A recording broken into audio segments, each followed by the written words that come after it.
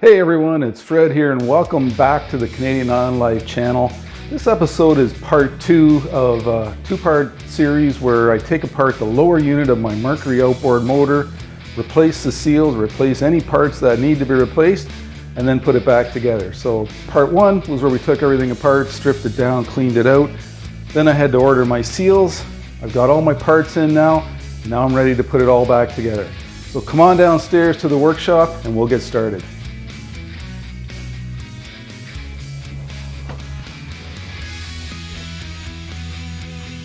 All right, here we are in the workshop, and you can see I've got my owner's manual over here for when I need some help.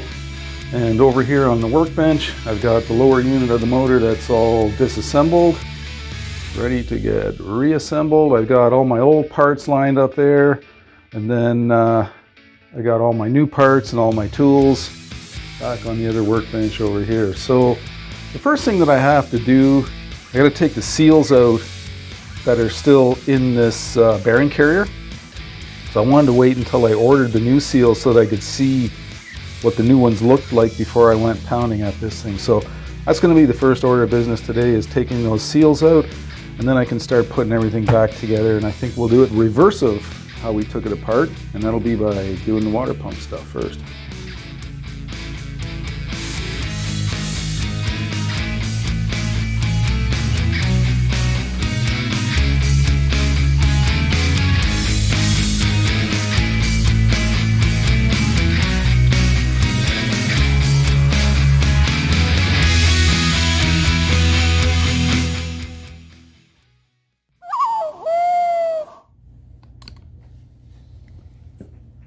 So initially I tried to bang these seals out with some various different kinds of punches, but I couldn't get past the bushings.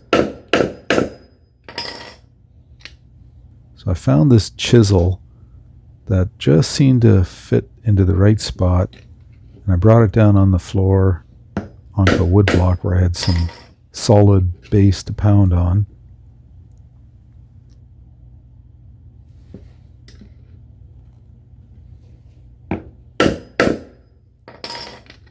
And I gave it a few hits and the seal came loose.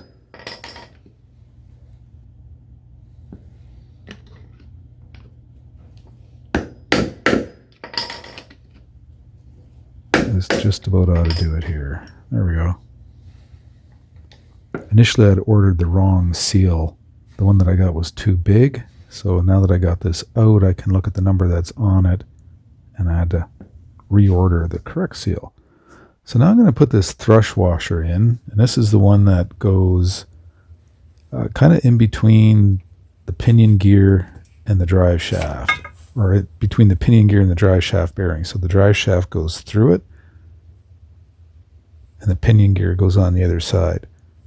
And I'm just putting on some of this special Mercury 2,4C marine grease, partly because it needs it, and partly because the grease is going to help stick it in there, keep it from falling out on me while I put the drive shaft in.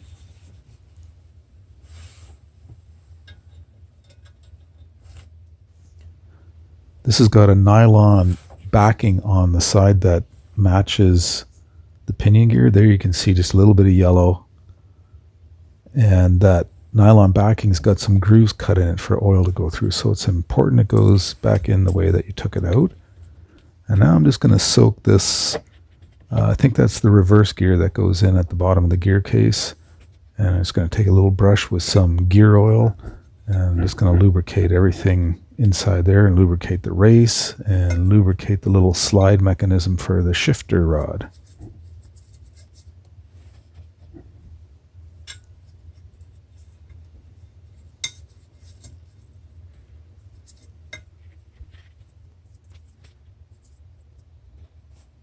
Spin the bearing, spins pretty good.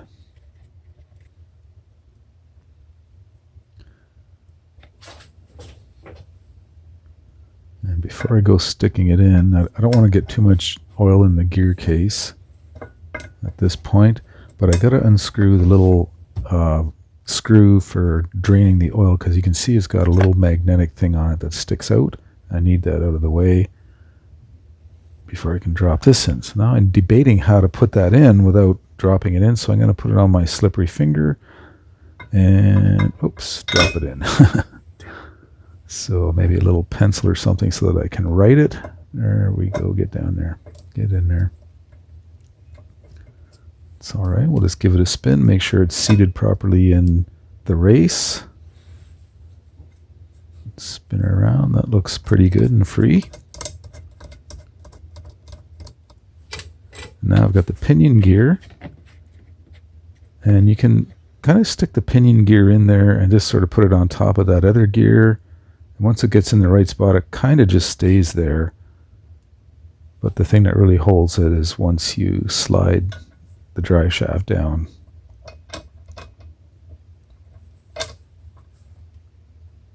So that's tucked up in there.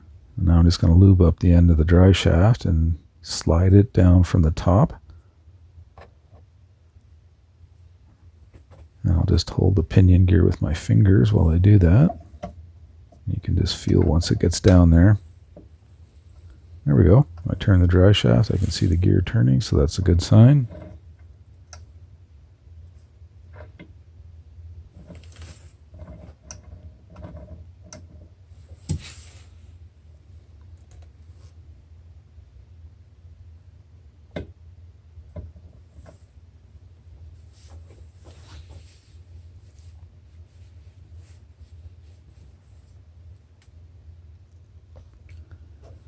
Now I got to put in this seal, and this goes in the housing where the water pickup tube starts off. So I looped it up. It's got some kind of a little nipple on it that has to fit into a hole, so it was a bit of a challenge to get it in, but not a real big deal. And these are the seals that go in the water pump housing, and the drive shaft will slide in through those. Kind of weird that there's two of them, but there's a special way that they go together, and they kind of go in back to back like that. So the spring, one spring faces down and the other spring faces up. Now, it says in the manual to put some Loctite on it. I just got it all over my fingers, so I'm glad it's not crazy glue. But the housing was tight enough on this one. I really don't believe this really needed Loctite, but I put some on anyway because it called for it. I'll just smear some around there. And then I'll get one of the seals started in the hole. And at this point, I already know that it's tighter than I would like it to be. I think it's tighter than the old one. The old one came out easier than what this one went in.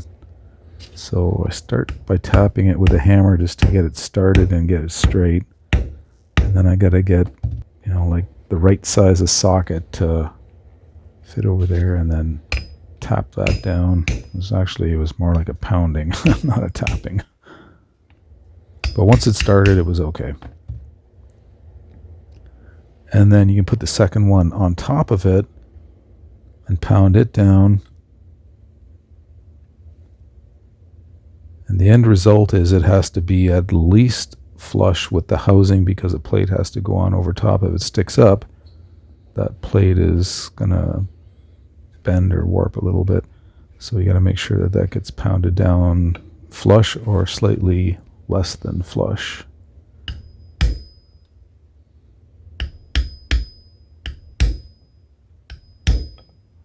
There we go. And now I'm just testing the plate to make sure that it is not really rocking too much on there, and it seems pretty good to me. So now I'm just going to slide the drive shaft through here just to make sure that it fits good through the seals.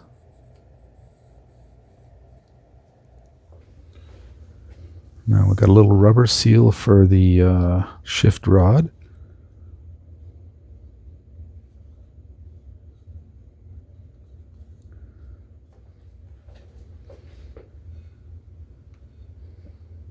And now I'm just going to put on some RTV sealant. There's one spot here it calls for in the book to put RTV sealant on.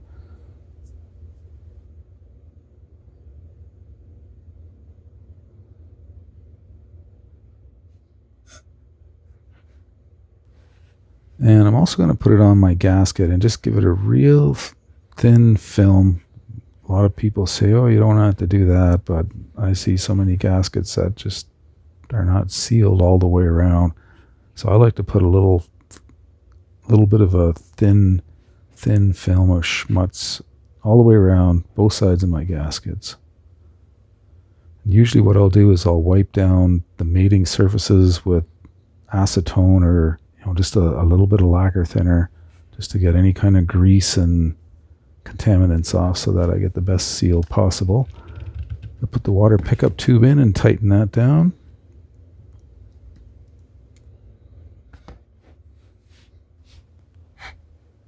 And I got some more of this special Mercury 24C grease, so we'll just put up this seal that the dry shaft has to slide through.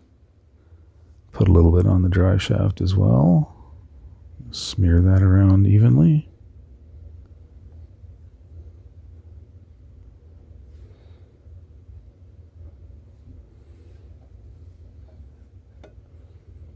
And put some on the inside of this seal.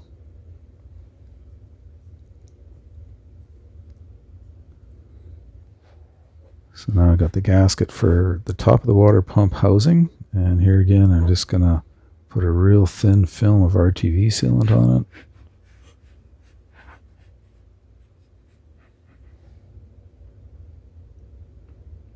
Just make sure that it fits in. There are little keyways and things so you know which way this goes on.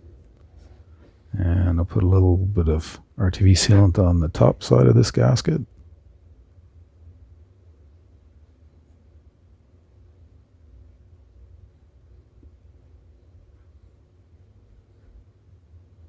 Don't want to get any on the inside of the seals.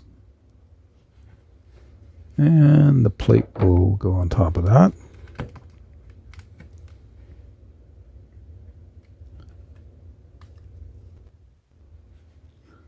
So now this is the thing for the shifter that I had to count how many turns, or in my case it was half turns that I took it off. And I want to make sure that I put it on the same number of turns so it's in the same spot. And then I'm going to slide the whole thing down, and then I find out I can't get it in the way this is. So I got to pull this back off, take the drive shaft out, slide the whole assembly down so that I can get the pickup tube into where it has to go. I'm just gently pulling the drive shaft out. And now I can put this in, and then I can squeeze or poke the pickup tube into that little seal that I put in before, and then push this whole thing down into place. And there it goes.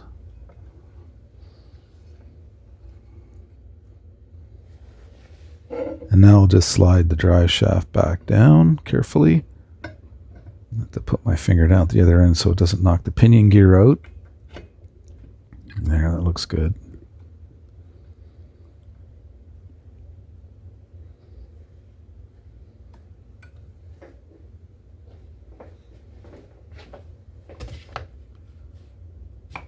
So I'm going to put a little bit of grease on this little key that they give you, and that key is to go on that flat spot, and then the key has a raised spot, and the impeller fits over that raised spot, and it keeps it locked into that position. Except I should have put that washer on first. So I'll just take that key out of there temporarily, slide the washer down, and then put the key back in over top of it.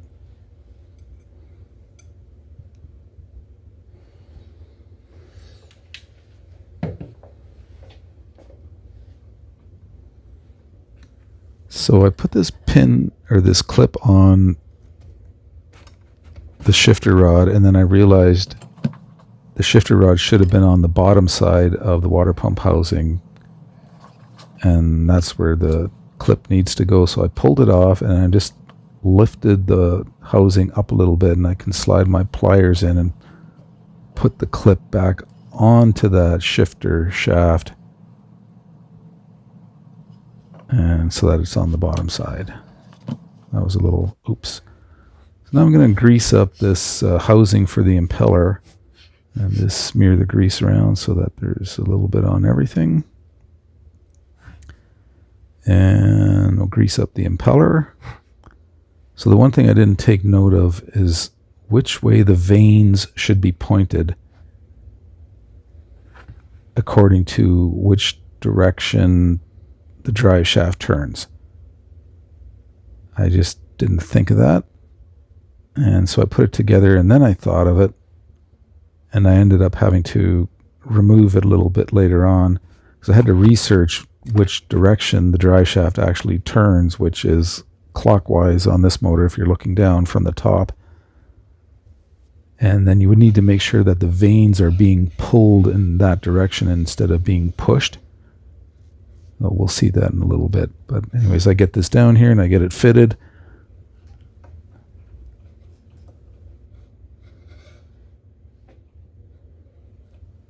Here I'm just trying to get the impeller to fit over that keyway, so a little bit of a minor struggle there.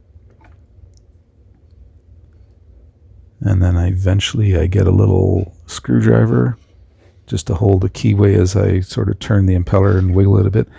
Now it fits down over top. Perfect. And about now I have this epiphany about which way that impeller should point. I'm just going to rub in a little bit more RTV sealant along this sealing edges.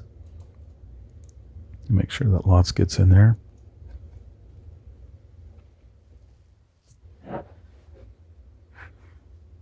So there were 5 bolts that hold that water pump housing in. I cleaned them all off with a wire brush. And I'm just reapplying some Loctite onto all of them as per manufacturer's instructions. And I start threading them all in.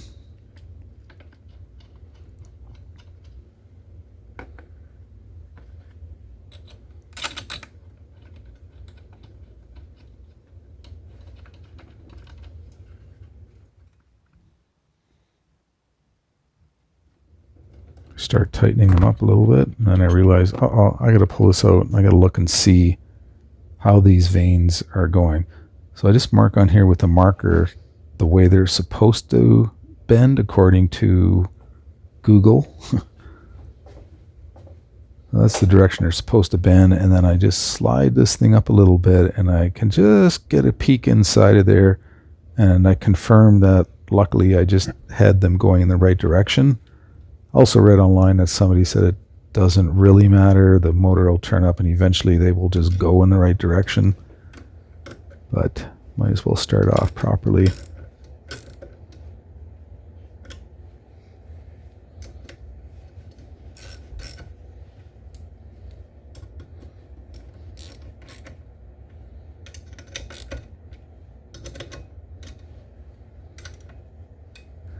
So these bolts were supposed to be tightened down to 30 inch-pounds, and I don't have a torque wrench for that kind of small stuff. So I'm just going along as if I had a torque wrench. I'm kind of doing a pattern, this side, that side, this side sort of thing. And I'm just evenly trying to, real gently torque it down. 30 inch-pounds is not a lot. And I think I'll be okay. If you really want to be careful, best thing would be is to either borrow or buy one of those small torque wrenches that can do inch-pounds. Mine only does foot-pounds, so here again, I'm just going around evenly in a pattern and gradually tightening, snugging things up. I think snug is the key word. I can see my RTV sealant squeezing out a bit, so I'm pretty sure I've got it right about where it should be. Just give it a quick inspection.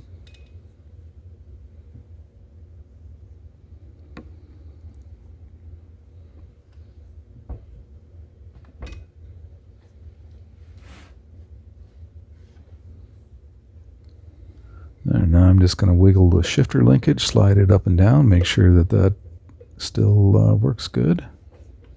Looks like it's doing what it's supposed to. turning the drive shaft. So now I'm turning the drive shaft, the impeller, the whole thing, which is considerably harder to do, but it still turns, so everything's still connected. That's good. And here I got the new seal for the end of the carrier. And this is the prop shaft seal.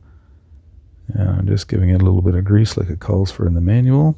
And then we'll tap or pound that into place.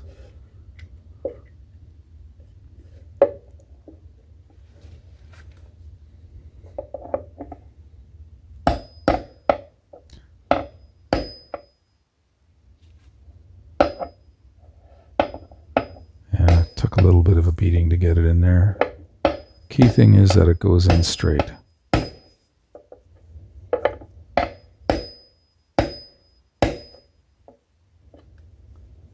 I think I got it. I'll just clean it up a little bit.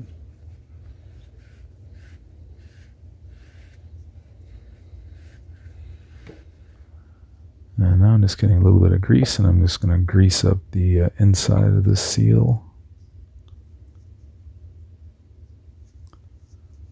So we're at the point now where we're getting ready to put the gears and the bearing carrier back together in the bottom end. There's an O-ring on here. I had it on there. This is a new O-ring. I had put it on previously. I just want to take it off now and get some grease in the groove, get some grease on the O-ring. And once again, this is the special Mercury marine grease. I'll even put some of it on the threads. And then we'll get some on the O-ring. And put the O-ring back into place.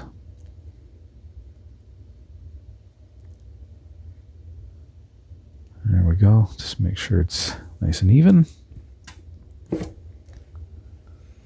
And now I'm just putting some in where the O-ring seats and on some of those threads.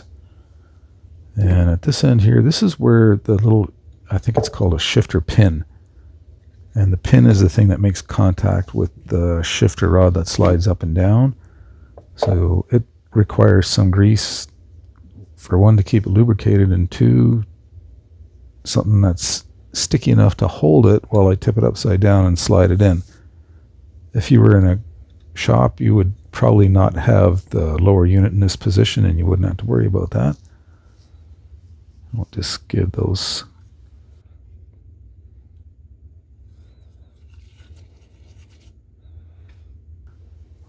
gears and bearings a little more gear oil. I'll put some gear oil on this carrier.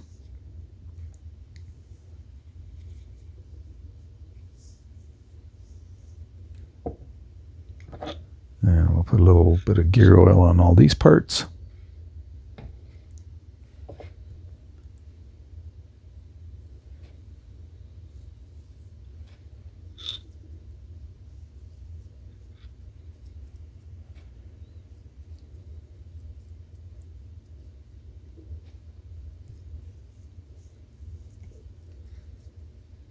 There we go. We'll slide the carrier or the shaft from the end.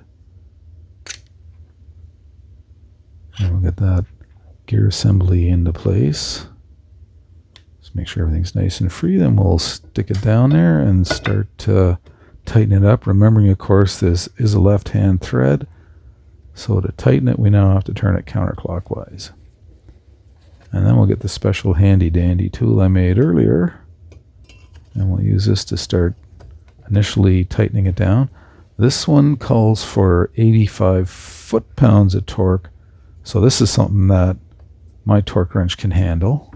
We'll get it hand tight first.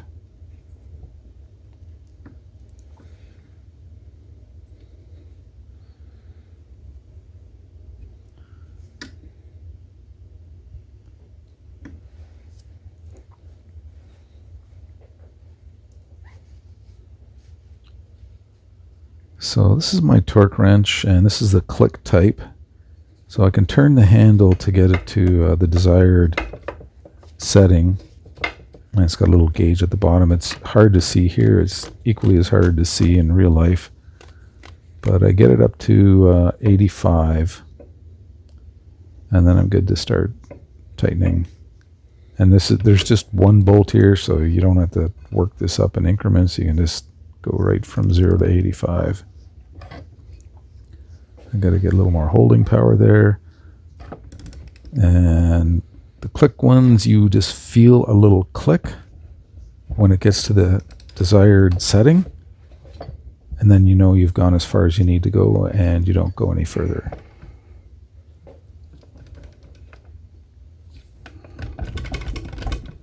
And I'll take this out of there. So I'm going to keep my fancy little tool. Never know when I'll need that again. Now I've got a couple of screws here. And this is what they call a sacrificial anode, I believe. So its purpose, it's got something to do with electrolytes and corrosion. And the idea is that this is the softest metal of the whole lower unit. So it will corrode before the other metals will. So once it gets down to about half gone, it's time to put in a new one. But this one looks fine. And this is a screen over top of the water pickup. Very large Phillips heads on these screws. I could only get them so tight with a screwdriver. Basically, they were barely just snug. So then what I like to do is take my socket with an adapter, and I can get a little more torque on it that way. The driver bit in there.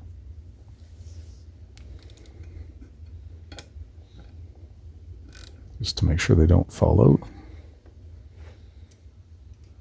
And now I've got the two bolts that keep the gear oil in the gear case, and I'm just putting them in the vice grips, and I'm going to take a steel brush and get all the pieces of the old seal off of them so they're nice and clean. Then we'll put on a couple of new seals onto each bolt and screw them into place.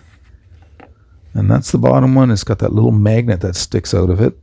And the purpose of that is to pick up any metal shavings or small chunks of gears or anything like that. That's pretty common in a lot of gear cases.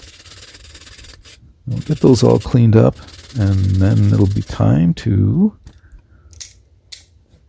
clean out the holes just to make sure there's no junk in there. Scrape out any pieces of the existing seals that may be in there.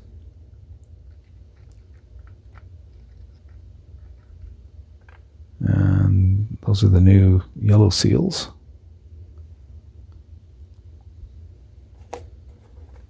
Put those on the bolts.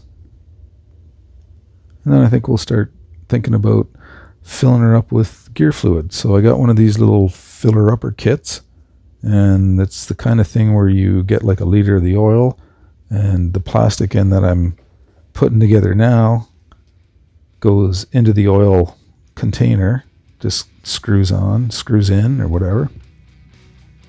You put that inside the oil container, and then the other end of the tube's got a fitting, a threaded fitting on the end that you will screw into the hole, and you have to pump the fluid from the bottom up, and when it comes out of the upper hole, that's how you know when you're full. And you can see there the little squirt just came out because I've already pumped it a bunch of times. So I'll put in this plug. And then the trick is, how do you get that bottom one out without all the oil running out? And fortunately for me, I can just take this and flip it on its side. If you're working on this on the boat, I guess you're going to have to be quick. Pull that out, put your thumb over it, and then get the new bolt ready and don't drop it in the water. We'll just unscrew this little apparatus, and this is something you can keep, and you can use this probably every year when you replace fluid. We'll just squirt the excess out.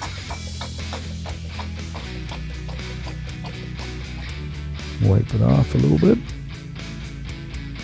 And we'll get that plug and put it in.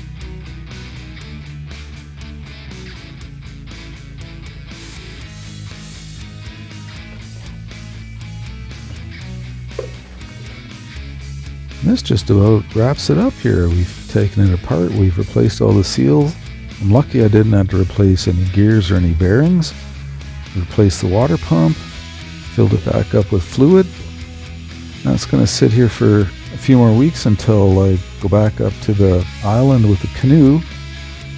It'll be my first trip over in springtime, and we'll take this with us and reconnect it to the motor, and hopefully we can get that boat going again. Thanks a lot for coming with me on this journey. It's been exciting. I learned a lot of things. I hope you did too. Don't forget, look down, click the subscribe button, like and share with your friends, and I look forward to seeing you in the next episode of Canadian Island Life.